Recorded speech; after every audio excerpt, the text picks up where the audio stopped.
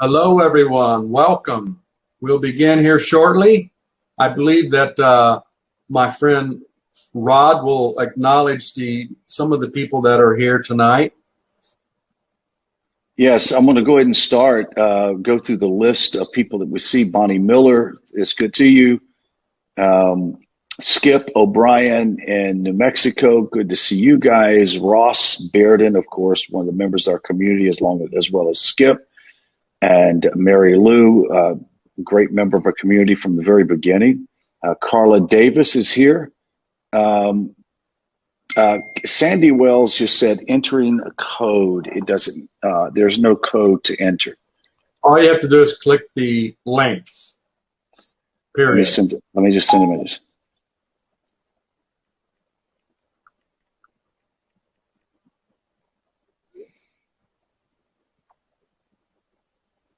Let me make sure that she's doing the right link. Sorry, guys, for the interruption.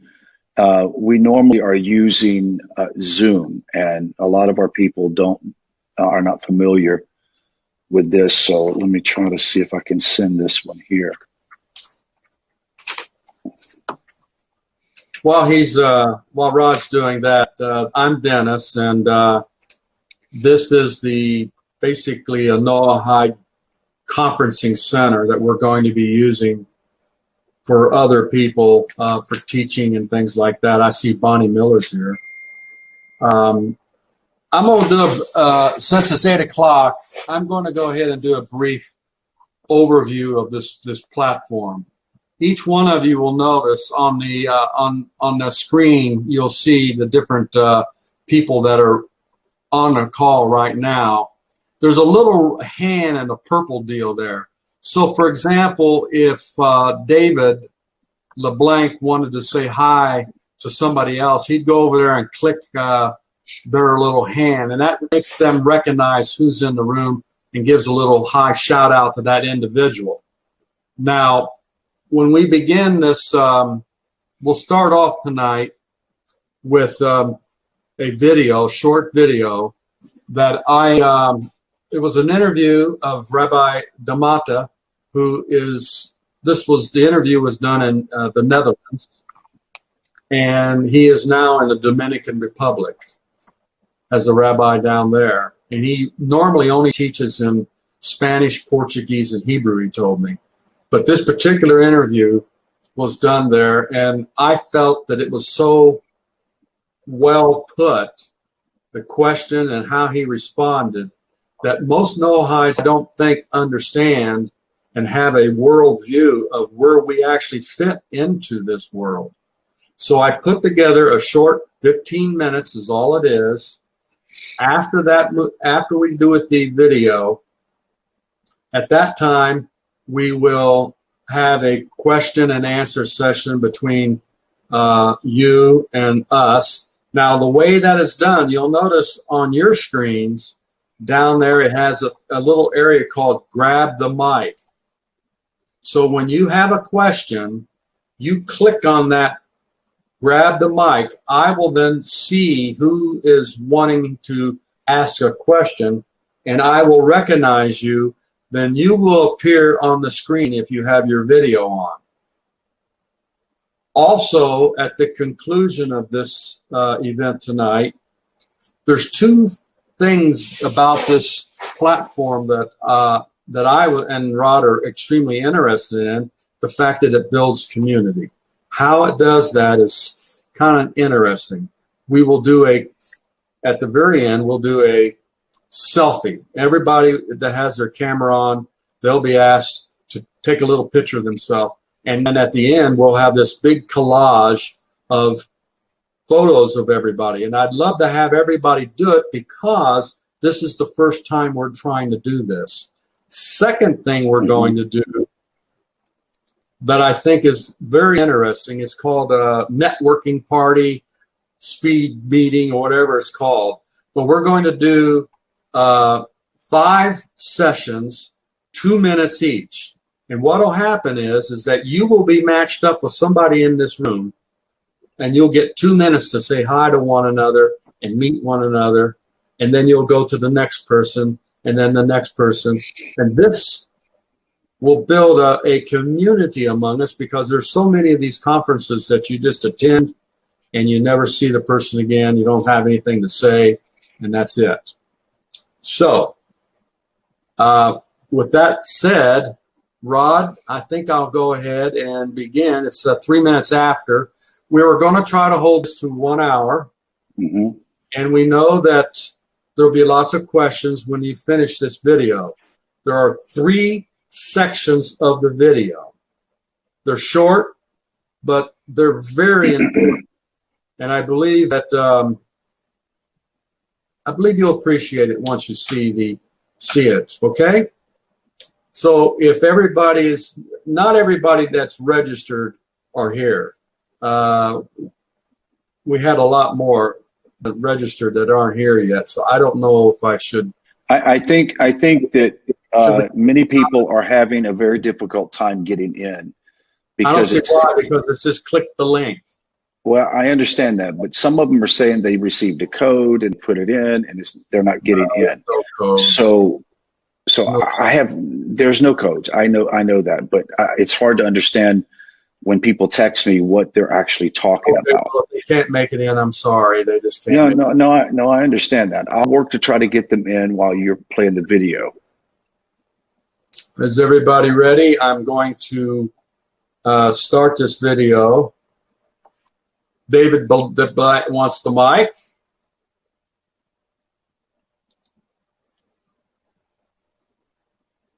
Hi, David.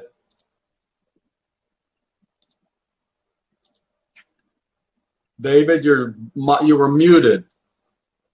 Try again.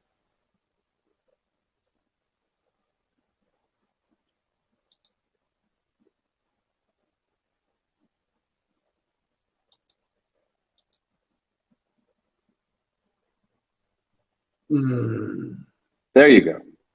Unmute your mic, David. You're muted. Unmute your mic. Or Dennis, can you unmute his mic? I don't know. No, I don't want to disconnect him. So No.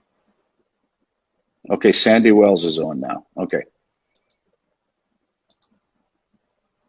David, let me go ahead and are you there? I can't hear you. Sandy, can I hear you now? I can hear you. Can you hear me? Yes, I can. Okay, I can hear you. Do you have a comment, Sandy? Do I have a no? Not yet.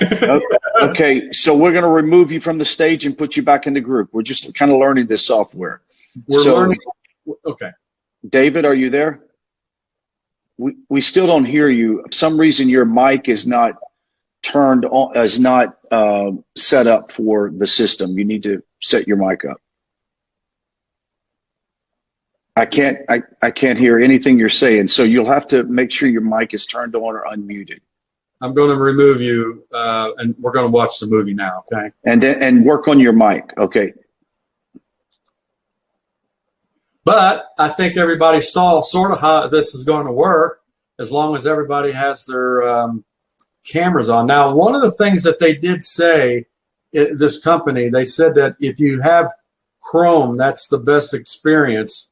So if you have your operating system as Chrome and come into this meeting, that should pretty much do away with any problems that potentially be there. So for right now, we've got 23 people here tonight, and we had. I'm hoping that the rest. There's somebody's got comments here, but hold your comments, please, until after the video, and then we'll try to get this going. Okay. Go for it. And I'm going to start the video shortly.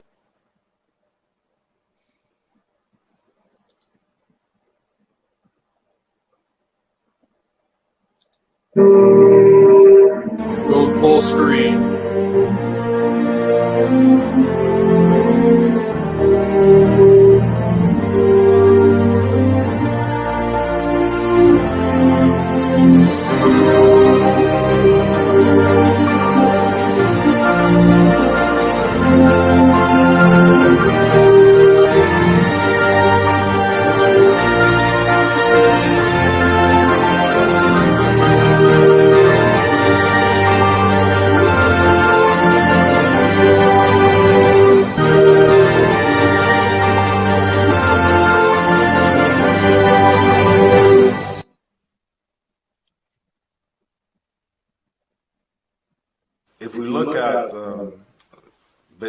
Bnei Noach, the concept comes from the Torah itself. As I said at the beginning, all of the humanity descended from Noah. The rabbis understand from Bereshit chapter 9, when Noah comes out of the ark, the God makes a covenant with humanity, an eternal covenant, says Berit Olam. So, with all of humanity, by way of Noah. So normally it's translated, I guess, in our Bible as a covenant. Dennis, mute your mic, please. But I guess Olam can also mean eternal. Eternal. So it's an eternal covenant. That's right. Does that help? As an eternal covenant. And a way to remember this eternal covenant is the rainbow, the keshet. So this reminds us of this covenant, which is eternal. So we have two covenants. Dennis, that are mute not, your mic, that please. are working together, which are not contradicting each other. We have the covenant with Noah and all of humanity, and then we have the covenant at Sinai with the nation of Israel and all those who were there at that moment, and all those who will add themselves to this nation by Giur or conversion. So the covenant at Sinai does not supersede the covenant with Noah. No, Still in effect. yes, right. Definitely. In fact, if we look through the Tanakh, we will find various Bnei Noach who are assisting or who are interacting with the Israelites. For example, we look at Nebuchadnezzar, who is the king of Babylon. So the scripture says in Sefer Daniel that he boasted and he was so full of himself, and the Eternal, blessed be He, humbled him for a period of 7 years. And it wasn't until he recognized that the King of heaven is the truthful King, that he was healed of his sickness, his mental sickness. So we will ask ourselves, how did this happen and why did it happen? So Nebuchadnezzar, being a non-Jew or non-Israelite, was under the covenant of the Bnei Noach. And one of the first precepts of the Bnei Noach is to worship one God. And many of these emperors and kings and these nations of this time period, they believed themselves to be God on earth, or the embodiment of divinity. So this will be a contradiction or violation of that first principle. And so we see various cases of Bnei Noach. We see also the captain of Nebuchadnezzar's army, Nebuzaradan, who helped the prophet Yirmiyahu come out of the pit. And many other cases we will find throughout the Tanakh of non-Jewish people who are keeping their covenant. We can even see in Sefer Bereshit where Yosef, the son of Yaakov or Israel, when he goes to Mitzrayim and Potiphar's wife tries to take him, Yosef says he ran away because he didn't want to violate the principles that were given to him. So we ask ourselves, what principle is this? Where did he learn that it was wrong to commit adultery, to take the wife of someone else? He learned it from the oral traditions that were handed down to him. He was not a Jew, because the concept of Jew comes after Sinai. So he was a Ben Noach. He had the obligation to protect this mitzvah. Where do we learn of this mitzvah? We go back to chapter 2 of Bereshit, where it says, a man shall leave his father and his mother, and he shall cleave to his wife. So the rabbis learned his wife and not another man's wife. So from here we learn that there is a concept of an oral tradition which is passed down from Adam to Noah, and then with Noah a seventh precept was given, which was not to eat a limb from a live animal. And then these 7 are passed down to the Hebrews and everyone who is descending from all these people, which probably today are found in Africa or in other Middle Eastern traditions.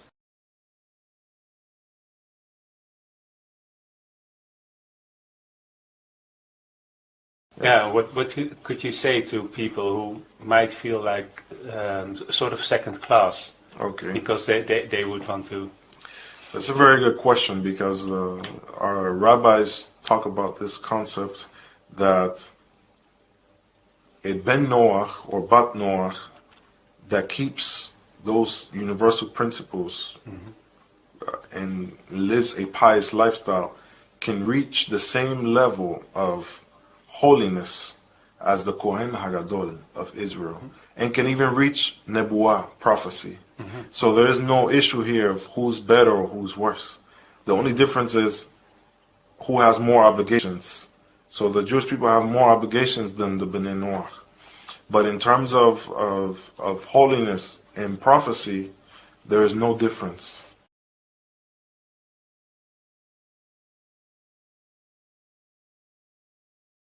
And so the concepts of, for example, teshuvah, return Yes. from your wrongdoings. Is there any difference between Jews and Bnei Noach in that regard? Okay, so there is a difference.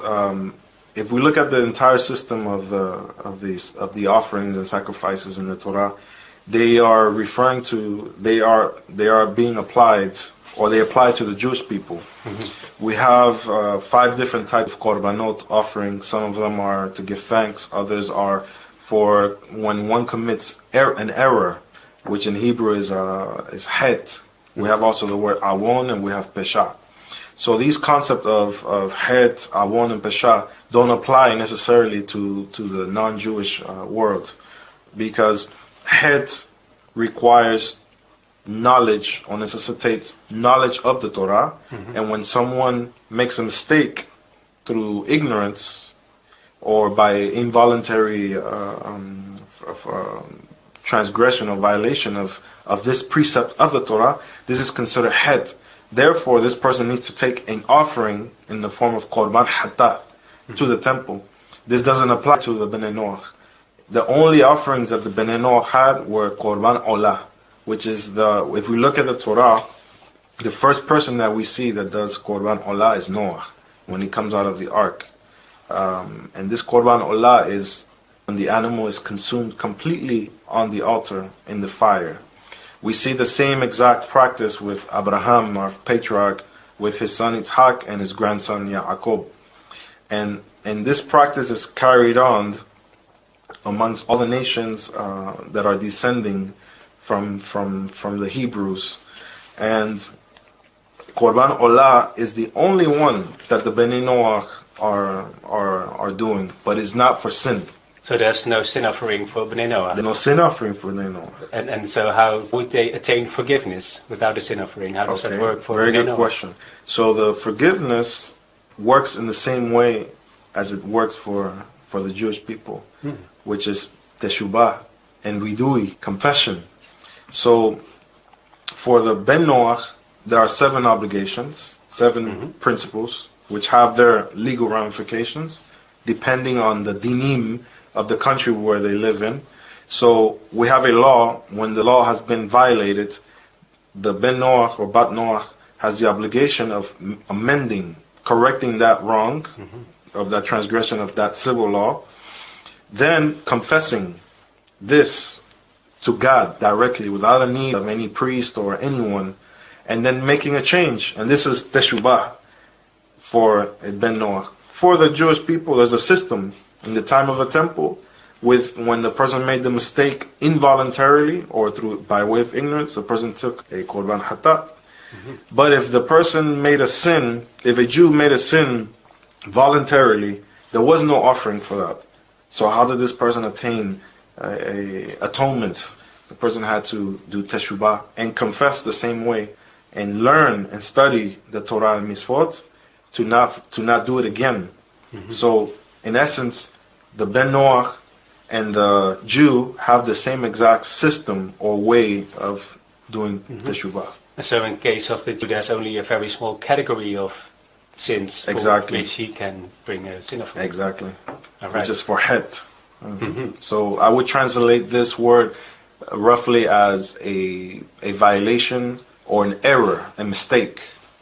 And when we translate it to English or other languages, we create these problems because all of these words are translated as sin. Yeah, with the heavy connotation. Exactly. Yeah. And there are three categories and levels of sin, so to speak, in Hebrew.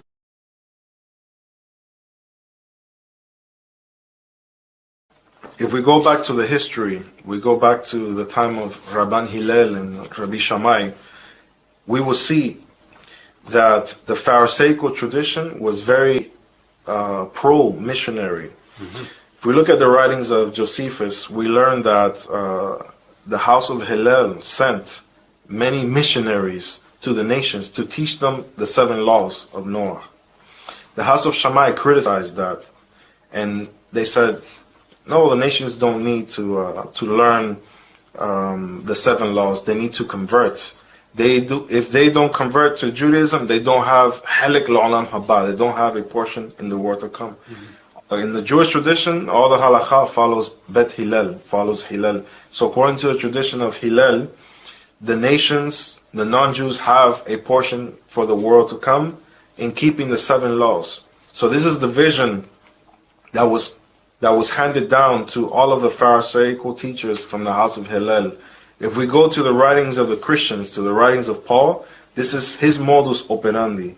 He is following the house of Hillel because according to their texts, the Christian scriptures, it says that he learned by the hand of Gamaliel. Gamaliel was a descendant of Hillel. So this will help us to understand why Paul is going amongst the nations, teaching them not to do the Jewish things, but to follow the 7 laws of Noah. And that was the ruling that the Christian community, the early Christian community, chose to follow. In Jerusalem, they made a ruling for their communities to keep the 7 laws. And those 4 things that they mentioned therein are directly connected to the 7 laws of Noah. And this is how Christianity is beginning in the Greco-Roman world as a B'nai Noach movement. Josephus states that in each of the communities throughout the Greek world, or the Romaniot communities, there were many God-fearers. Who were these God-fearers? The God-fearers were not Jews. They were non-Jews who attended the synagogue services, and they learned their obligations as B'nai Noach without becoming Jews. What happens is that once Christianity becomes a political power in the world, Jews are then prohibited from converting people. And then 200 years later, Islam did the same thing. So Jews, for a long time, did not have the ability to convert or to take new people into the nation. And there were exceptions to the rule every time. But for a long time, for over 1,000 years, the Jewish people became very weary of taking converts. So today, if we look at where the Jewish people are compared to the last 1,000 years of our history, we will see that we have more freedoms than before. So we don't have the yoke of the Greco-Roman world or even the Islamic world to tell us otherwise. We can now fulfill our mission as Jews, which takes us back to Parashat Yitro. You should be a light to the nations, a priest, a kingdom of priests. You cannot be a priest without having people to come. Right. So if the nation of Israel is a kingdom of priests, then where are the people to bring the offerings?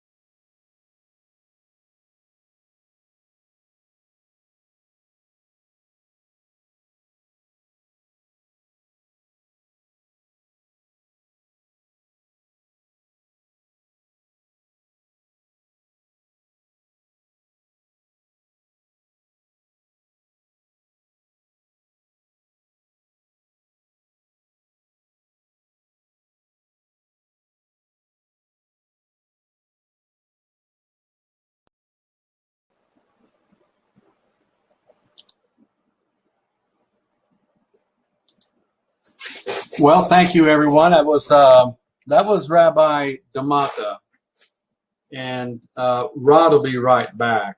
He had to take care of something, and I think that this rabbi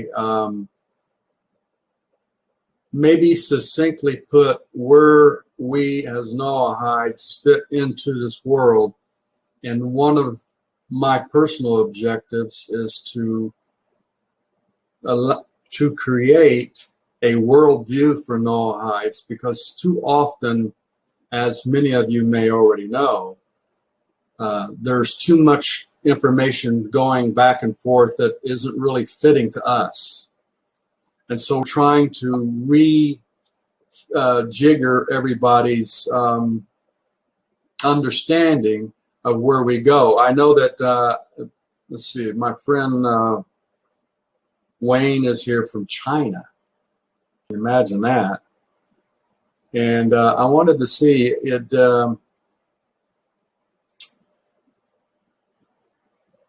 I'm looking for Wil'lam Hall. There he is. Wil'lam Hall with Tanakh Talk. It's done an incredible work, as all of you already know. One of the points is the 7 laws really are, as you know, probably more like 70 when you break everything down.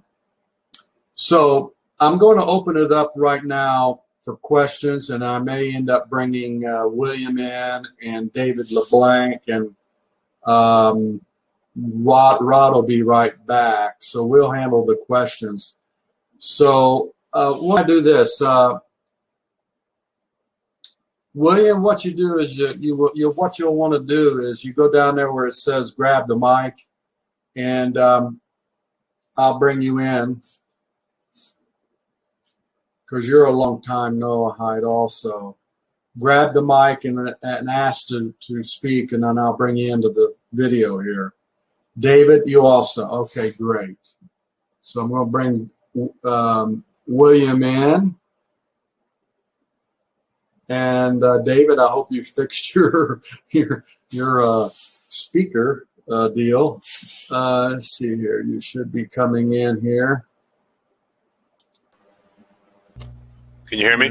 There's David, which the speaker still isn't working, David. You can't hear me at all? Yeah, we can hear now. Great. Okay, good. William, are you, did you request to come in?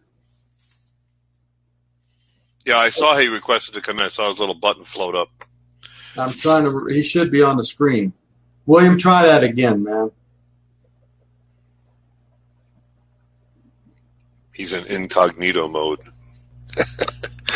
There he is. I see his little bubble. Oh, he's probably... Hey.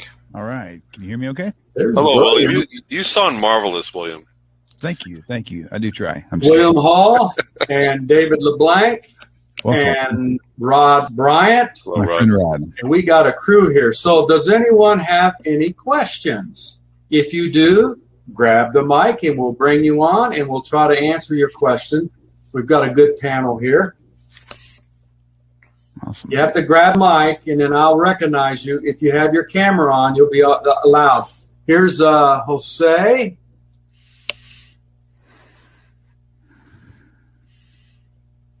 It takes obviously a few seconds to get everything going.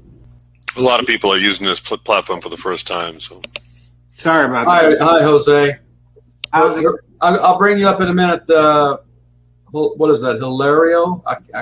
I messed it up, I'm sure. We'll bring you up just a second. Go ahead with your question. I got a question. I'm new to all this. Leviticus 22 talks about that there is no law different from the Jew or the... Here, let me look that up. I was trying to look that up. If you don't mind, please repeat the beginning statement. Yeah, you broke up. Out on the first part. I'm sorry. Leviticus 24 and verse 22, where it talks about that that is the same law for the Jew, the non-Jew, or the ones that... let me pull that up. You read it. I don't know what I think I understand your question. It says, have one manner of law as well for the stranger, the home, for I am the Lord your God. So that one of them that's in Leviticus and Exodus 12, 48, and 49. Pretty much the same thing that talks about the same law for the foreigner and for the sojourner and for the Jew. So that was my question. Your thoughts on that? Rod, you're muted. We can't hear Rob, you. we can't hear you. He's still muted. Yeah, you may have to restart. Oh, I thought I might have heard you there for a second. Nope, it's still out. Are you on a soundboard? Why don't you, Rod, log out and then log back in? So, Jose, just the simplest part of that answer is that in the Torah, there's the enumerated 613 laws. There's laws for different people, for different stages, for different territories, for where you're living at. There's laws for the women, laws for the priest. All those are part of one law, right? There's also laws in there that are considered Noahide laws. So the one law is Torah, and that portion of the Torah that you observe are the parts that pertain to you. That's the simplest answer. Now it goes deeper, and a lot. There's actually a big machloket on it altogether in the Noahide community, depending on the source of teaching. But that's just a simple answer. That's an excellent answer. Jose, did you understand what that rabbi was saying about how we have the same Torah, just as William said, but we have different requirements? In other words, we have the 7, and then it turns out to be quite a bit more, but those 7 apply to us because Correct. we're non-Jews. Correct. I understand that, but Okay. what I'm saying is there something that defines that in Torah that says, okay, this is for Noahides, this is for Jews only, when Leviticus in Exodus say that it's no different law, it's one law. What you have to understand is back then, during that time, there wasn't a community of Noahide like we have now. I mean, even if you talk to a rabbi and ask them, what is the Hillel and Shammai ruling on the Noahides, you're not going to get much information because it just wasn't that huge of a thing then, or at least popular as it is now because of social media. Go ahead, sir. I want to make sure we keep everything in historical perspective. Okay. Everything prior to Moshe on Sinai were Noahides. Abraham, Isaac, Jacob, all of them. There were no Jews until Sinai. I think he was mentioning post Sinai. Yeah. Leviticus, not post Sinai. No. What I mean is the historical factor of where we are now after the laws were given. Right. Right. May I make a comment? Absolutely. Just to and Williams, your answer was phenomenal. I think the question from Jose is excellent because someone who's relatively new to the Noahide perspective, this is a very common question that rises in the mind. I think we have to understand also that part of the Noahide idea is the presumption that we're following the authority of the rabbis. Mm-hmm. So I think we run into trouble sometimes if we end up becoming no different than Hebrew roots or what have you. If we simply look into the Torah or we look into the Tanakh and we say, well, I read this verse or I read that verse. Not that you're doing this, Jose. I'm just, as a general statement, that we have to realize that Judaism as a faith cannot be divorced from the oral tradition that has developed alongside its interpretation of the Torah. Therefore, for us to try to understand these ideas apart from the Jewish testimony on these ideas, we're just going to spin in circles. And so the whole concept of being people who are Noahide would be the idea that we are an accepted, equal partner in the inheritance of the kingdom of God. However, we are under the authority of the decisions that have been ruled upon by the Jewish community. The Jewish community are the priests of the world, specifically the rulers of the Jewish community. And so therefore, for a Noahide community to be cohesive and for us to have a cohesive hashkafa or worldview, we have to have an agreement that we're going to follow the authority of those who we are learning from, which is the Jewish people. And I think that really is, to me, a key component to any understanding that we're going to come to as far as our role in this. Does that help there, Jose? Well, I'm still searching and questioning. That's fine. That's fine. So no problem with that. That's a Jewish thing. I'm going to let someone else in. Okay, I'm sorry, Rod.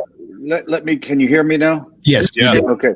So before Tar gets the mic, let me just say this: as a former law enforcement officer in the state of Texas, and this is the same way in any state, any nation, etc. There are laws according to the penal code that people have to follow that other people don't have to follow. The example is a pharmacist in the state of Texas has laws that they have to follow that you and I don't have to follow because I'm not a pharmacist. Nice. Right? So there, and all through, whether you are governor, you're a senator, congressman, you are a guy that works for the city of Houston, there are laws that apply for you that don't apply to other people. So whenever you hear Hashem say in the Torah that this law is one law for you and all of those, it's pretty broad. It's talking about, and go back in context and look, it's talking specifically about civil laws that apply to them. He's not making a statement about the general 613. He's talking about the laws that have been addressed at the time. Does that make sense? Yes. Now, he did ask a question about where can you find these, and so I guess the best way for when people ask me that question, I would basically tell them the general rule is that whenever you see a law in the Torah that just makes common sense to everybody, most of the times those are pretty much for everybody. So if you have any question about it, for sure, definitely talk with your local rabbi who's closest to you if you have any questions. And like I said, there'll be differing opinions on certain things, but overall there's probably 65 to 75 laws total that are summarized within the 7 that will apply to you and I. And we'll be talking about those in the future. Awesome. Yeah, absolutely. Tar, you're next. Go ahead. Yes, I'm good. Thank you, Jose. No problem. Yeah, thank you, Jose. Great question. Oh, can you hear me? Hold on. Okay. Okay, go ahead. Tar. Somewhere. So my name's who's this speaking? Hilario Herrera. Sorry about that. Welcome. So I wanted to ask, because now I'm more getting into the application of really like applying the concepts and stuff like that for being Noahide. From what I've seen is there's a there seems to be a little controversy on the prohibition of creating a new religion when it comes to a Noahide adopting customs, not new, not saying I'm commanded to do this or anything like that. And it seems like I haven't really gotten any real clear-cut answers on it, because either the local rabbi isn't versed in taking care of Noahides, because it's a whole different subject and scholarly section all in of itself. So my thing is like, how can we kind of help others that are coming into this, like explain that to them, like even me, because I'm not having trouble with it, but like, let's just say like, washing your hands, but you're not saying the blessing. There's some people that would say, well, don't do that because, that would be creating a new religion, when I don't necessarily see it that way, just from listening to other rabbis speak about it. So I was just, I'll let you guys take it from there if maybe you can help me with that. Okay, so you have a great observation, a fantastic observation. The issue is here that we must consider is anytime that we engage in wanting to adopt some level of halakha that we know we're not obligated to do, it is important for us to make distinctions for those things. So when someone says, and look, I had a very prominent rabbi come and speak to our community, and a guy said, I love when I wash my hands when I get up in the morning and I say the blessing, and the rabbi said, I don't know why you do that. That's ignorant. It has nothing to do with you. It was really embarrassing, right? So I had to go back and explain to the guy, and actually explain to the rabbi. I said, this guy is not doing it as if he thinks he's obligated because there's a temporal ritual. He just finds a value of washing his hands and being pure before Hashem. So my explanation for these individuals is to say, look, find the spiritual value in that and enjoy that spiritual value, right? And even it's not creating your own religion to talk to Hashem. That's the way I look at it. It's not creating a new religion. If I wash my hands and say, Baruch Hashem, bless you, that you allow me to have clean hands and a pure heart. We're allowed to say blessings over foods and berries, or you see the rainbow. We're allowed to say blessings like that. Right. You have a comment, I think. Sorry. Go ahead, William. It's yours. So I think one of the big things that was pointed out as I guess if you could summarize all prayers, is if a prayer says in it somewhere that you have commanded us, those are the ones that you can't pray, or change the words. And now there's a view that says you're creating a new religion. The whole point is so that you don't create a religion, because if you start changing or adding one thing, then more than likely you're going to pretty much come up with a book full of stuff. Next thing you know, you have your own denomination. And so the thing that I find probably important for me, this may not apply for everyone, is that first of all, to even grasp the idea of being a Noahide or considering yourself to be a Noahide, you first have to accept the idea that there's an oral law. And if you're willing to accept that, then you really need to follow their advice and not create your own. That's what I was saying earlier. Yeah, that's the point of creating a new religion. It's not about saying a prayer. If you do a bracha and it says you have commanded us, talking about Israel, then just simply say you have commanded them. It's very simple. It's not a big deal. Right. Yeah. The two most awesome prayers that we still do here, and it's something that goes without fail, is in the morning, the Modeh, and then also the Shema. And neither one of them includes me as an Israelite or as a Hebrew or anything like that. And it's wonderful. And every morning, I still wash my hands, even though I don't say all the prayers like I used to. I still do my hands with in the morning, and every time I go to the restroom. I mean, you can still really wrap yourself in Judaism, but just be careful not to, cross any major lines is the thing.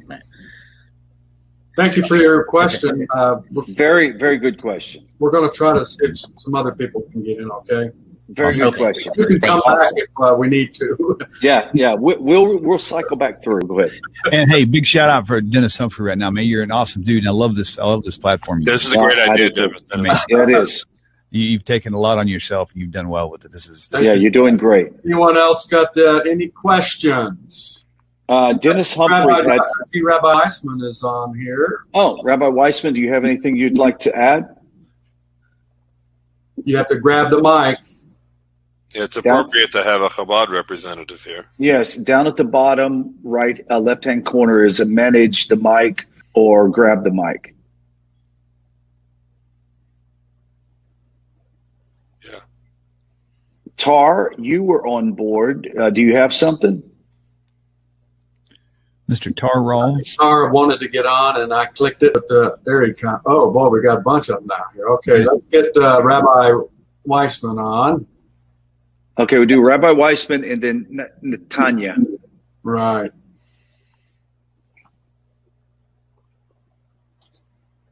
I got them both clicked, so I don't know. We'll see. So make sure you guys' mics are unmuted. So here we go.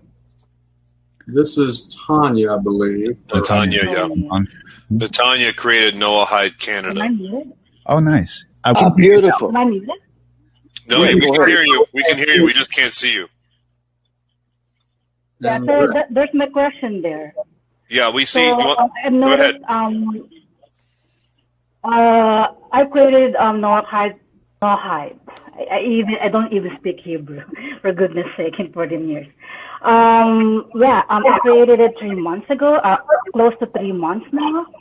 And I've noticed, to my amazement, because I'm not really a Facebook person, I just kind of forced to because I have to for my line of work. Well, anyways, I've noticed among other Noahide groups is that they're debating their rabbis, and I was amazed because never ever debate. I mean that I'm offended and not even Jewish. The mere fact, that's why I'm saying to Rabbi Manis Friedman is that that's why I'm proud Noahide, because I will never ever be a Jewish person. I mean, you must be. I mean, this is also coming from my Rabbi Moshe Peret. I really owe him because he counseled me when I was sick. I'm back in 2017, so I'm really I really credit him that. So anyways, I'm surprised that a lot of people are debating each other. And then even me, because English is my really second language, because I originally from the Philippines, and they're correcting me, but it's okay. I mean, I'm not really a person who, it's okay. It doesn't really matter to me. But attending this multiple Zoom meetings, and then some of them, again, Lashon Hara is, I really value that, but I've noticed that they're doing this white list and black list of who's the rabbi that not going to follow, and I was like, again, I'm not saying, I'm just observing. And so, is there someone in the background? Yeah, I think someone is talking. Yeah, keep going. You're fine. We just saw a little echo there for a minute. So, so from there, so I was like 2 weeks, close to 2 weeks of observing that, this kind of trend. And again, I'm also a marketer, so I kind of study and also have a medicine pre-med background. So I'm kind of, engaging the psychology. I mean, adding psychology, psychology into the mix. So I was like, okay, then I'm gonna create my own group. Because there's no way I can, cater to everyone. I mean, pretending that you know everything and you do not have the credit for that person. For instance, again, I also have a marketing degree back home in the Philippines. I mean, the business background. I study on my own. This is not a Hebrew because I don't speak Hebrew.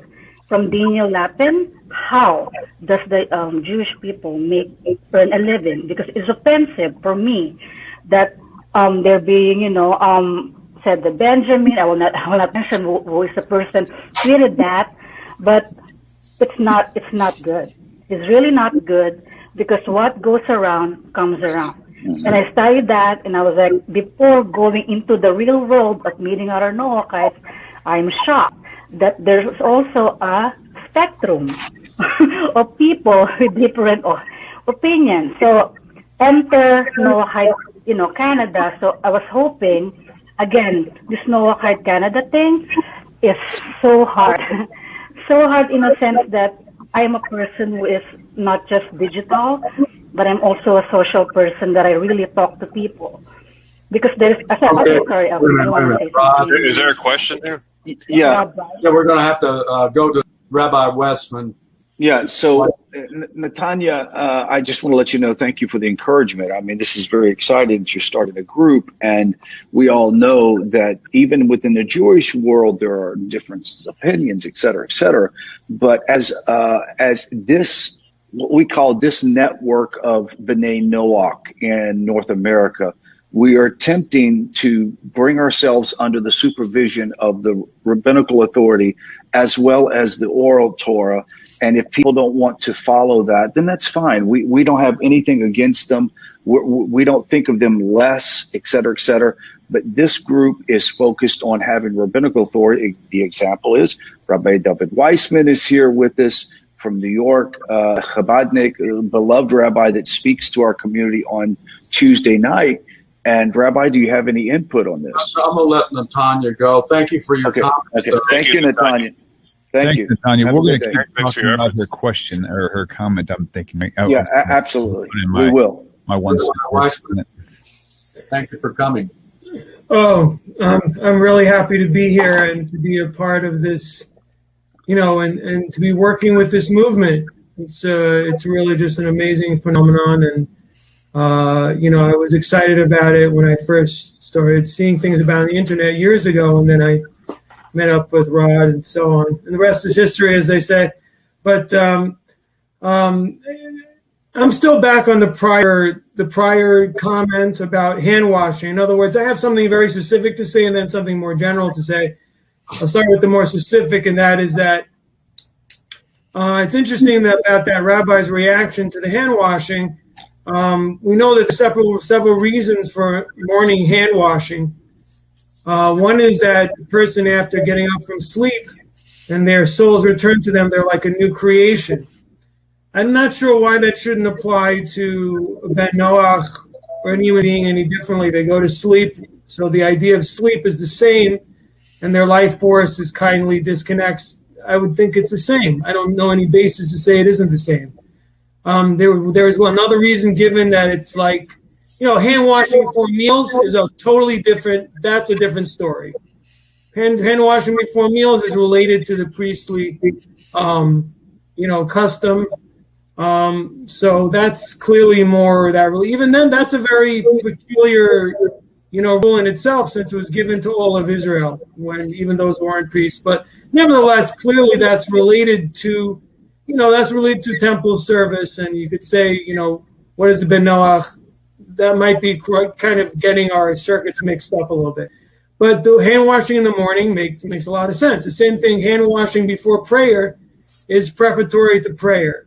So why in the world there shouldn't be any issue with the Noahide doing that, either one of those two things. The big issue was with the blessing, and that's something I've brought up in the past also. You don't want your blessings to be deceitful, dishonest, or incorrect. So that's an issue both for for Israelites or for Noahides, the same thing. Rabbi, I have a question. Oh, I'm sorry. I actually had a question too, based on something you were just speaking of. Rabbi, Okay, sure. We know that the temple had a section for the Gentiles. Yes. Well, what was it there for? For them to worship Hashem, right? Of course. Okay. But supposedly the Noahides would be in the Gentile section, and they were allowed to come to the temple. They didn't do sacrifices, did they? No, they could bring sacrifices, but they didn't do the sacrifices. But what about? Well, this is the interesting part. I better not comment too much. What about slaughtering? We know the priest doesn't have to do the slaughtering. So the question is, can a Ben Noach do the slaughtering of the animal? Question mark. The law says that from on the one hand, only an Israelite is the slaughtering deemed a kosher slaughtering and all. But again, this needs more examination, and I'm not ready to give. Look, I'm not a halachic expert, which was really my bigger point I was going to get to in a moment, which was that the Noahide movement, I'm not familiar enough as I should be, but I think the movement needs a rabbi as an actual authority go to answer their questions. Rabbi Shirky in Israel, he composed the Siddur.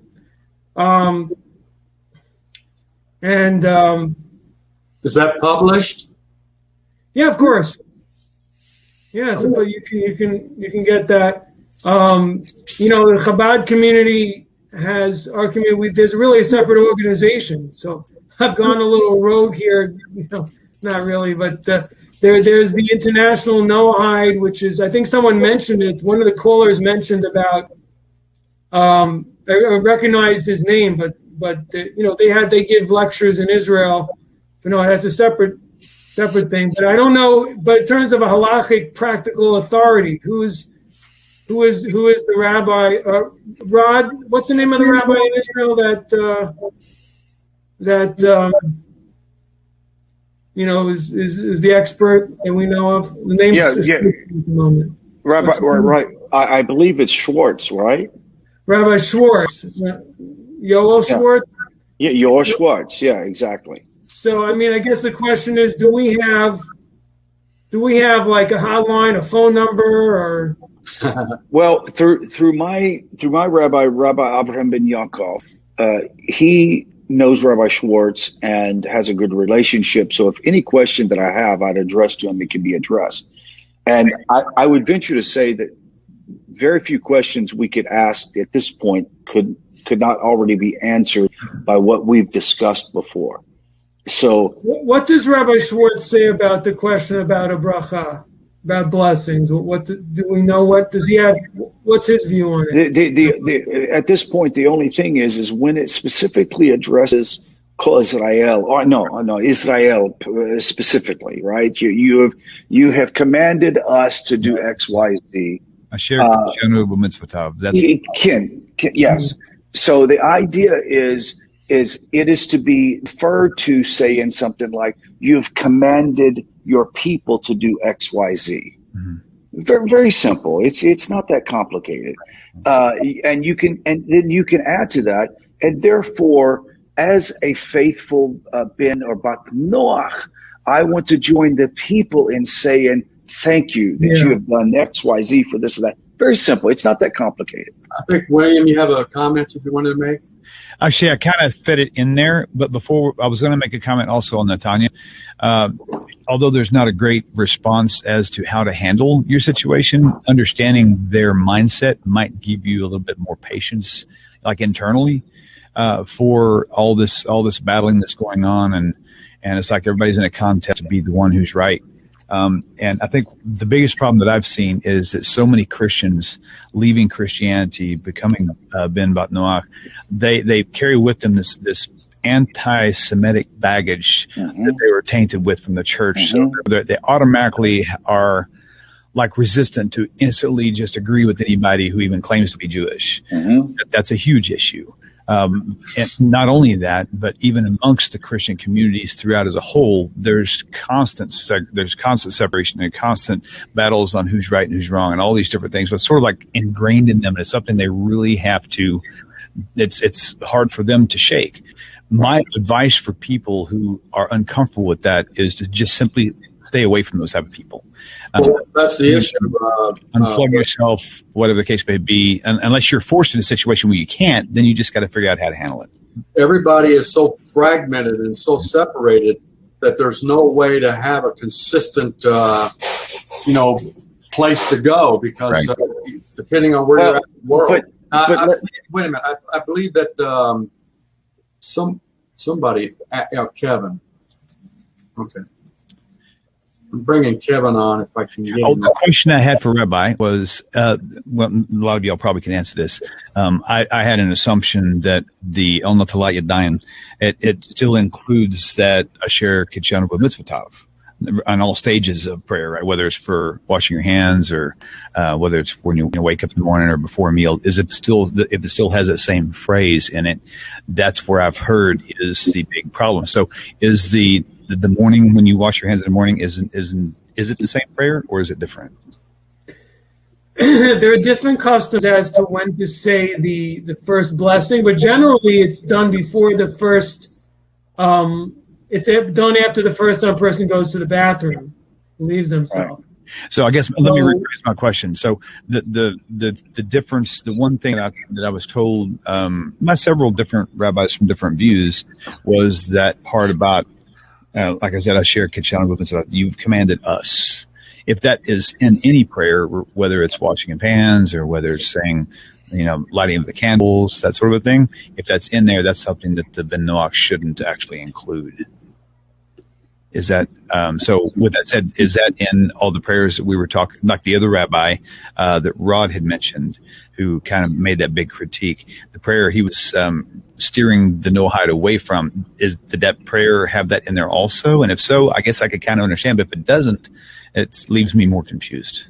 Well, that was my point. I was saying I could agree with him in relation to the blessing, because the blessing is Asher Kedeshanu B'Mitzoso. Okay. Al Netilas Yadayim. So yes.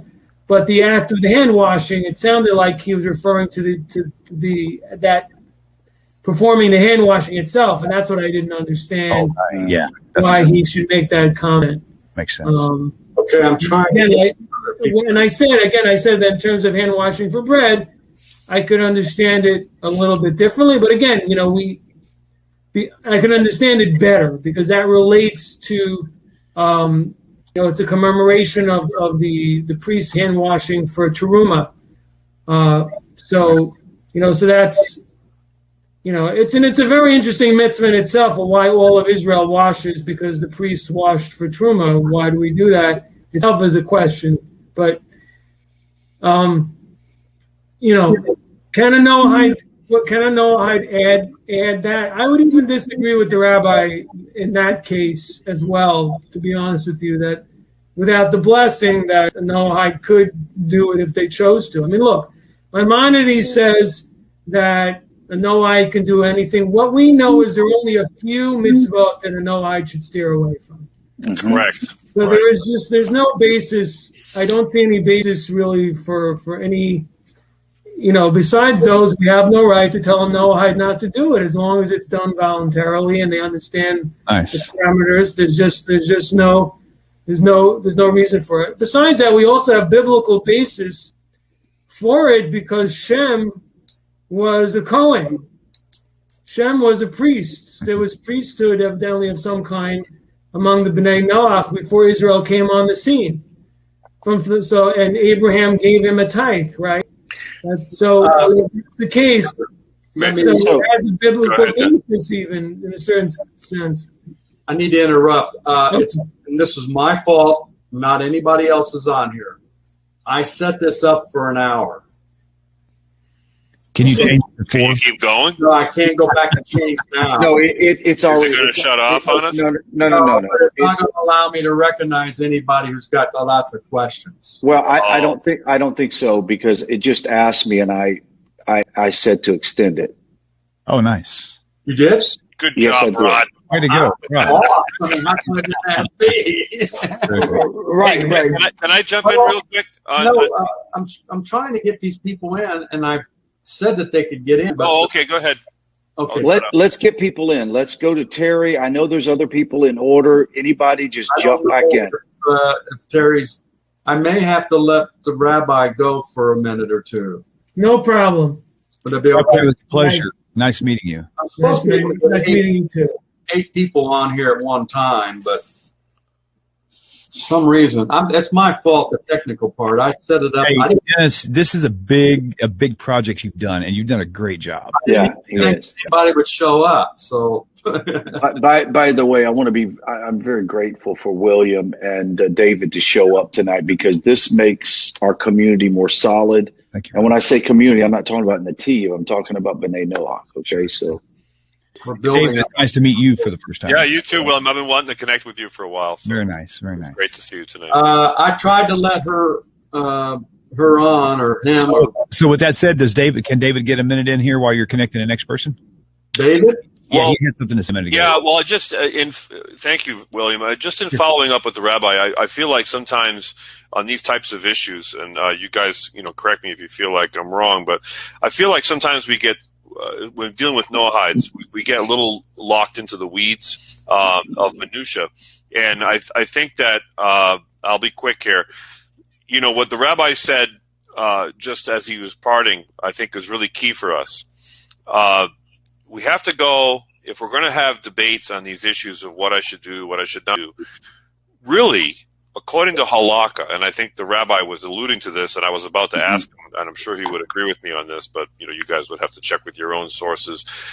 Really, the issues of halakha that become problematic for non-Jews are the sign commandments that identify you as Jewish. So you're talking about tzitzit, you're talking about tefillin, which for those who don't know what I'm talking about, tzitzit would be wearing the fringes, the four-cornered garments with the fringes, the tassels. And tefillin, of course, is wrapping the prayer boxes, the phylacteries. I don't know how many people here are aware of what these Jewish terminologies are. So the tefillin and also a halakhic, a fully halakhic Shomer Shabbat observance, stuff like that. Issues like that would be problematic. But in terms of the agadic and the ethical and the moral precepts of Torah, I think what the rabbi said is very powerful for this community to understand that we're not looking to be Jewish, we're looking to follow Torah. Right. We have to, I think, when people run into issues where they feel like they're being pushed away or rejected by the Jewish community, typically it's in relationship to not respecting the walls of distinction between Jews and non-Jews. We have to respect the Jewish community's right to establish a distinct identity, and we should not try to act as though we're something we're not. But that doesn't mean that we should be discouraged in any way from following Torah. Right. Terry, you have a question. So thank you. Can you hear me? Yes. Can you hear me? Yes. Could you give me one? Could I have one sweet favor? It'll only take me 10 seconds. This is for all the viewers tonight.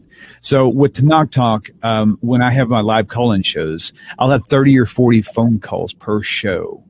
Only about 6 get their questions in, and this has been going on for 6 years. They understand this is part of how this things work. So for all you people who are here tonight who aren't getting your questions in, next week you'll have another opportunity. Right. Well, I will definitely make sure it's longer so that everything works correctly. It's my fault. That's okay. It comes with the territory. You did great. Terry, ask your question, please. Well, I didn't per se have a question. I had a comment. I believe, Rod, that at one time, Abraham had talked to us about the blessings, and when we talked to him about the things that you have commanded us, what he advised us was that it was okay to say those blessings not because we are Jewish, but because as B'nai Noach, we have joined ourselves to Israel.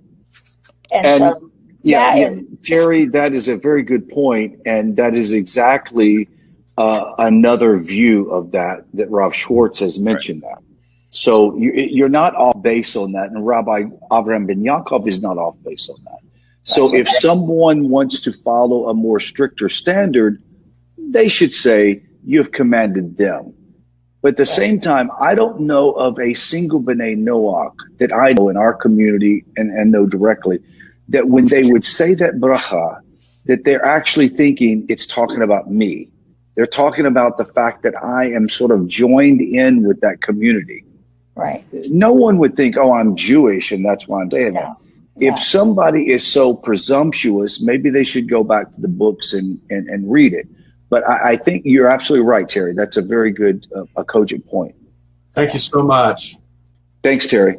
Anyone else have a comment while we're still going? And then we'll probably do the selfie, and then we'll do a little quick meet and greet, and then we'll end it for tonight. I only have one comment I wanted to mention before we will sign off, but I'll wait for everybody else to talk, and if I don't get a chance to bring it up, that's fine. If there's no... Anybody else, raise your hand. We'll do better next time, that's for sure. One of the things I want to point out, though, is one of the goals that I have is to teach the course that Noahide Nations had, and it was for their Negeg course. It's taught by Rabbi, I forgot his name now, but anyway, it's about 60 courses, but it deals with what we've been talking about tonight. We're talking about all the issues that confront a Noahide and how we interface with the Torah, as David has pointed out. and William and Rod actually. I'm going to do this. Everybody's going to do a selfie. If you got your camera on, you'll be asked to take a picture, and then we'll do that. And then at the very end, we'll do the meet and greet for a couple rounds so the people can actually meet one another. Yeah, David has one thing he wants to say before we go. David, go ahead, please. Oh, I'll try to be brief. Rod knows me; it's hard for me to do that. So keep you on track. Just in a hashkafa sense, I just wanted to make a hashkafa statement that we have in the Noahide. Explain what hashkafa means. Hashkafa would be a spiritual worldview, an understanding of the spiritual world from a Jewish perspective, or it could be any perspective, but a hashkafa would be a Jewish word for worldview. And that's really the thrust of what we're aiming at.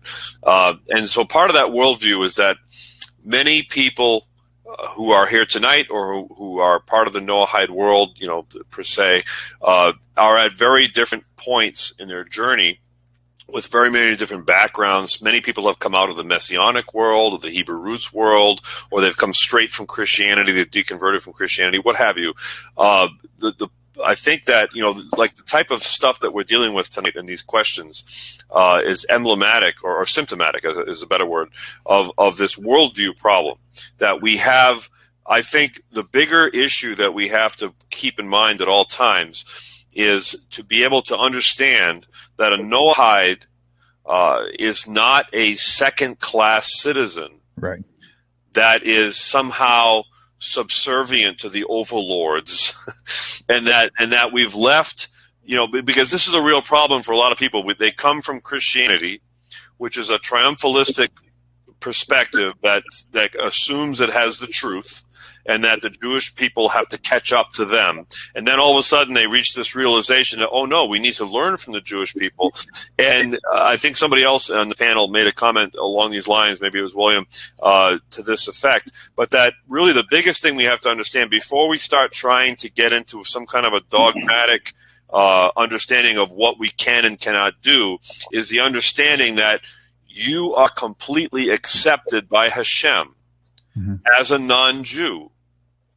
And to understand, to relax, and to let the process flow. Because I think what happens is people get really uptight.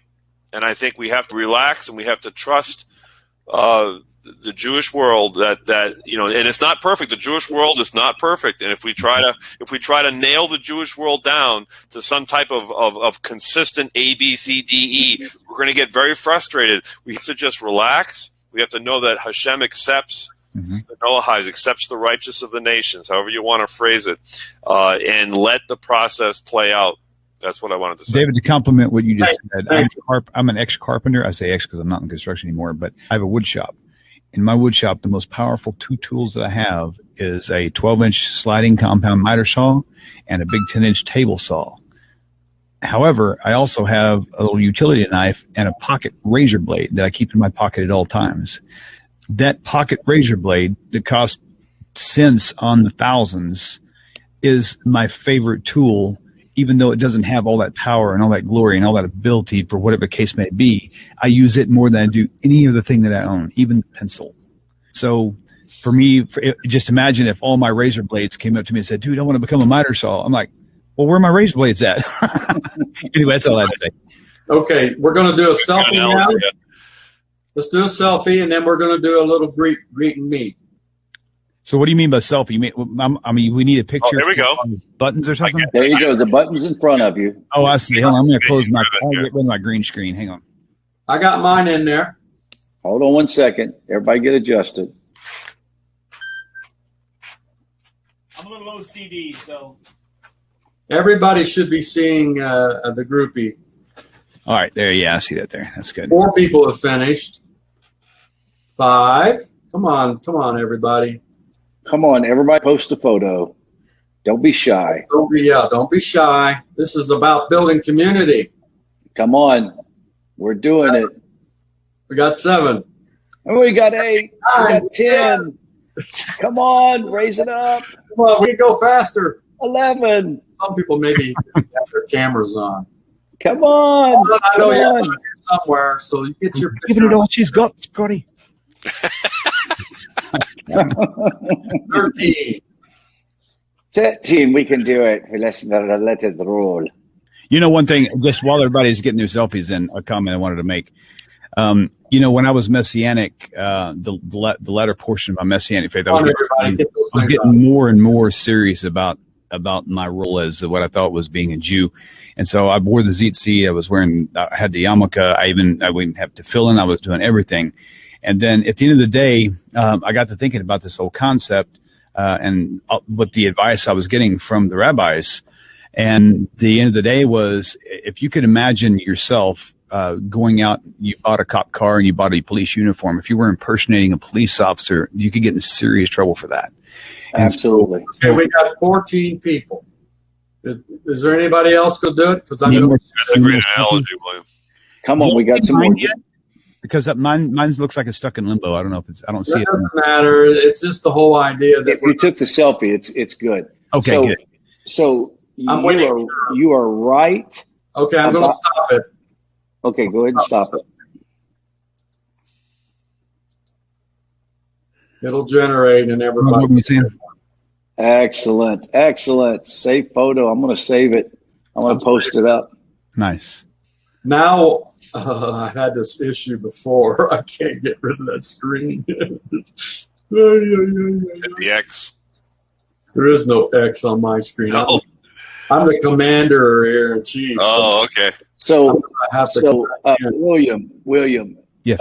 What a great analogy. Yeah. Guys, I think we've struck on something fantastic here. Dennis obviously nixed himself from the conversation, but we've got something going on fantastic. And I think this whole idea of Noahide to Noahide communication and community is an important thing. And I hope, David and William, you guys can make a permanent part of helping to grow a Noahide to Noahide education. Awesome. The whole point of this is to help grow community. And you guys that are in the class today, share with your friends that you know are part of this, and know that we're here to help each other. We're not here to build a particular organization. We're here to build your spiritual journey. We're going to do the meet thing right now. We're going to test it out at least. Okay, so we're going to test out the meet and greet. Okay, so go ahead. We're going to start the party now. I see. Go.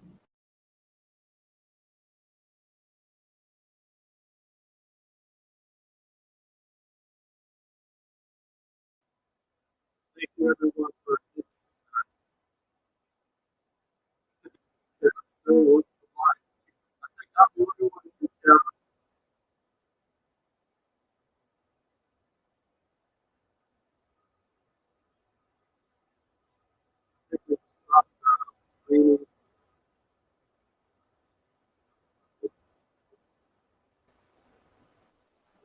Hi, there's Rod. I'm here. Kevin was trying to get on still, but for some reason it and William Hall wants the mic again. Yeah, William Hall. We're not going to stop tonight. We're going to keep going. Let's keep going, brother. It's good. Sorry, I thought I was supposed to grab the mic. I apologize. Well, no, Kevin was trying to get on, and I recognized him, but try again, Kevin. William, man. Thanks for coming. I think we've hammered on something really innovative in our community. Don't you think? I do. This is William. You can use this platform anytime you want. We just set up a time and a event, and off we go. Wow. So the whole idea is to use this as a local convention hall. So nice. when we want to draw people together to do some type of fellowship for some event, this is where we do it. And so I think having at least the four of us and any other people that are online watching now, which I don't know if anybody else is. That Hilario. 13 people still with us, including us, I guess. The Hilario was talking to Terry Hayes about. I've interviewed Terry. He's a great guy. Yeah, he's going to be part of our group. Terry's good. He's a super guy. He's up in Tennessee. Yeah. So the point is our goal with this, and the reason why I want it separate from the TV, even though we're sponsoring it, this is not about building a Nativ community, but building a Noahide community. Right, gotcha. And Dennis, brilliant idea. I have to. Lonnie, grab the mic if you want to talk. And cause I don't know why I'm going to have to talk to them about why it's not working. Well, can I just say something real quick while you guys are trying to connect with these people? Yeah. I'm very excited about William being part of this because, one of the things that I've experienced, and I'm sure William and you guys would concur with this, there seems to be kind of an intellectual disconnect between the people who are pursuing the counter missionary material versus the people who are trying to learn Torah. And to be able to have someone like William, who most people see William as someone who deals with the counter missionaries, but to understand that we're all part of one community. That we're not, because I think there's kind of like this bifurcation that goes on where people feel like they're part of this group over here, but they're not part of this. And so to realize, hey, we're all on the same team here. So to have these faces and these ideas come together and be able to communicate as a group, I think is really going to be a very unifying idea. William has a lot of experience. He's done shows all the time about interviews with people leaving Christianity or whatever, and he's also done other shows. So, William and I are good friends. I'm going to be coming out to this house next week. I was going to say, I'm looking forward to seeing you again. You guys going to shuck a chicken together? No, my daughter's having surgery, and I'm going to be in Austin, so I'm going to do all that. I had a guy on my class with Nativ last night that's being certified as a kosher slaughterer nice. In Pennsylvania, and so he spent about 40 minutes talking to us about all the ins and outs of that world. That was interesting. Very nice. Okay, if anybody else wants to grab the mic, let's do it now, and then we're going to have to close this off for the night. I'd like to move for a motion to extend this to 2 hours every week. Really, honestly, if people are really going to get their questions answered, the point is that I didn't know how many people were going to show up. I didn't know if anybody would even like it. So far, everybody seems to. Jose, I don't know if we're going to be able to get you on. I hope it. I said yes. Rod, we can't hear you still. Your mic is still muted. There's Jose. He got in. Yeah, just real quick. I just want to. My son, that Dennis, Austin. Do what? That you lived in Van Alstyne. You lived in Van Alstyne. No, I live in Converse. Oh, see. Where do you get that from? Maybe he was hoping you're from Van Alstyne. Yeah, I tried. No, Converse, right outside of San Antonio. Rod, can I hear you now? Say something. I'm up north. Nope, you're still off, Rod. I'm up north too, but not that way. Okay, I'll let. Thanks for coming tonight, and hope to see you again. Yeah, Jose, for sure, absolutely. Anyone else? You guys are really past my bedtime. I want you to know that. Are you saying we're not going to get a 2-hour show? Mario. Hey, Rod, I know I can't hear you, but I can hear you. But you can hear me. We'll talk more about Tovia coming in maybe tomorrow. Day. Got some new news. I just want to say thank you, and this is awesome, and I'm going to share as much of it as I can because this is beautiful, I think. Thank you. That's great. All right, guys. Good night. All right. Hey, this is my friend Wayne from China. Wayne from China, welcome. Wayne, are you there? Oh. There might be. He just got arrested by the CCP. Probably, yeah. I hope that maybe that's true. I don't know. I said that. He teaches English. He's been there for 20 years. He told me. Wow, Wayne, if you can hear us, grab that mic again, and then and he's gone through the course of connect you. Noahide Nations, and there he comes. Come on, Wayne. There you are. We see you. Hello. Oh yeah, excellent. Okay, so you can hear me. Yes. This is our friend. Good. Very good. Good. I'm really glad to meet all of you. Wow, what an honor.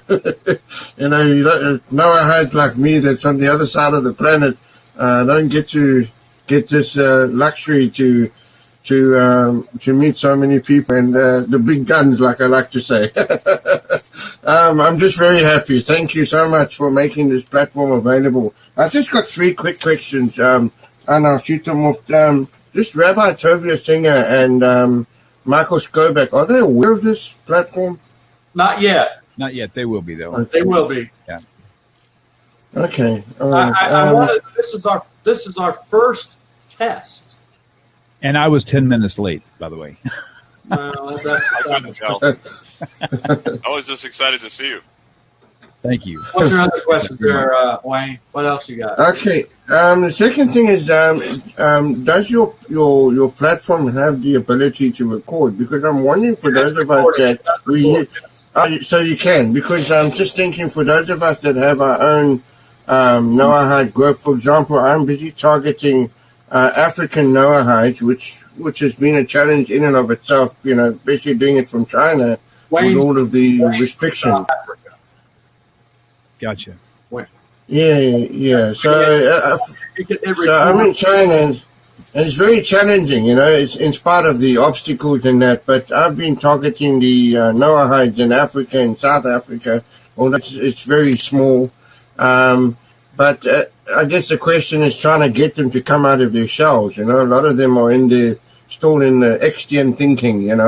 So it's been very challenging in spite of the obstacles. But yeah, this is why I'm asking about the recording ability, so that we can just share this in our respective groups. Yeah, you have to do what I didn't do. You have to say that you're going to do a 2-hour segment, because I only said 1 hour, so it stopped recording at 1 hour.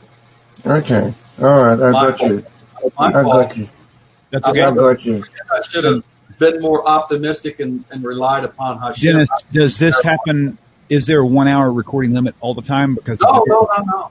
Oh, okay. Because I can from my side. I set the meeting from 8 to 9, and that's stopped at that point. Understood. Because I didn't trust Hashem. That was my fault. I am so sorry. I should have been much more optimistic. But that, okay.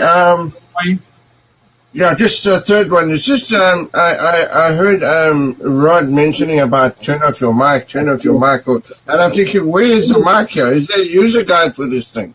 Because the last thing anybody wants is you've just gotten up and you've got a Noahide meeting and you're still getting out of bed, and then the camera's on or the mic is on, and you don't know where to. Wayne, I'm going to put together the videos that they provided me and also the documentation. I'm putting it together now, and I will give it out to all the people that are going to be using the platform, and they'll have the information on how to do everything in case I'm not around. I'll try to be around I can't be around for everything. So, okay. And what I'll do is when I set this up, I set you up, for example, Wayne, as the manager of it. So then you log in and you manage it. But I have another program called Guest House. And it also allows you to mail people and keep track of everything. So I'm going to get all that information out there. Rod knows what I'm talking about. Okay. Okay. Thank you. Have a great day out there. Thank you so much. Thank you, guys. Rod, bye. What you did last time to get your mic, it happened over about 10-15 seconds. Repeat that, because we want to hear your voice again. Who? Wayne? You're still muted. Can you hear me? I can hear you. I can hear you. So Rod can hear me. So Rod, whatever you did the first time to fix your mic, try to repeat that again. You have to practice Teshuvah, Rod. Yeah, because we're going to be out for a few more minutes. No, that's funny. The problem is that he is. He's practicing Teshuvah. He left. He's Wayne, it was back. a pleasure meeting you. Have a great day, Wayne. Likewise. Okay, bye, guys. Bye. I don't want to take this game. Bye. Well, or maybe not where you are. I can't disconnect him. Yeah, Wayne may have to disconnect himself. Yeah, because there is on my side there is a drop mic button on my side. Yeah, that's right. That's right. There you go. Hit that drop mic button, you'll be good. There it goes. Oh, Oh, I'll yeah. be right Wayne, back. what, I have to leave for a I second. got you. Okay, very good. Okay, there we All go. right, there he goes. That worked out good. He kept hitting the grab the mic deal. I'm hoping Rod gets his. Oh yeah, Dennis, seriously, man, kudos. This is brilliant. This. You think you can use this some Well, way? I'm more excited about you being able to use it. This is brilliant. I mean, whenever you were describing it to me, I couldn't visualize what you were explaining, but this is really nice. I mean, this is great. I mean, Right, go ahead and grab the Rod. if you want to speak. Can you hear me? Yes, we can. Got the Rod. The hot rod is back. Listen, guys, this is brilliant format. And Dennis, I can't wait till you have the video set up so I can post it on Nativ YouTube. Well, we're going to have the first hour, so it's going to. Well, you might be surprised. It might be more than the first hour. And look, William, if you want to post it up on your deal, fine. But the whole point is, let's do whatever we can to help promote this format. Dennis came up with this brilliant idea, and I really appreciate him doing it. When he encouraged me at the first, I was like, "What? I am way overwhelmed to try to do this myself." And he's stepped up, and these guys are here. They're slowly disconnecting, but this is a brilliant format, and I really hope that we can depend on David and William to come up. You know, if we have to switch another night, but Thursday night's a good night. It seems a good night already. Thursday is good for me most of the time. There So let me ask you, what about Sunday night? Okay, so my last show on Sunday night. Sunday night's fine, but my last show on Sunday night ends at 8:00. This started at 6. 8. This started at 8:00. Oh, it did start at. Oh God! What? Oh my God! It's not 9:30. Actually, that would work out. That would work out fine for me then. I canceled my class tonight, but I could normally do a 45-minute class still for Nativ on Thursday nights to still participate in this. Yeah, Sunday night might be even better for The thing me. is, David, you can do your thing on this platform, and then we can do another thing on the. Oh, you mean the class that I'm doing on Thursdays? We could do it on this. Yeah. Oh, okay. Well, I mean, that's fine as long as we can upload it to my channel. From my understanding, there's no limitations. In other words, if you want to have a meeting at 8:00, you have a meeting at 8:00. You're the manager of it, and I'll show you how all that works. But the point would be is we've got to get this video to be able to put it up on YouTube. Right. Well, they'll send it to me as soon as. Yeah. Okay. Well, I mean, you've always been good about that, Dennis. I mean, as long as we can get the file.